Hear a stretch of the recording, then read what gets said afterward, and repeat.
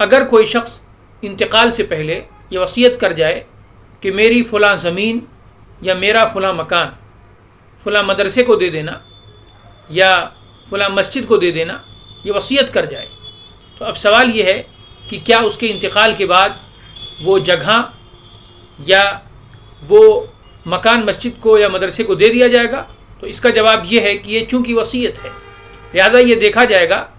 کہ اس نے جس چیز کی وصیت کی ہے وہ اس کے تہائی مال میں آتی ہے یا نہیں آتی ہے۔ اگر تہائی مال میں آتی ہے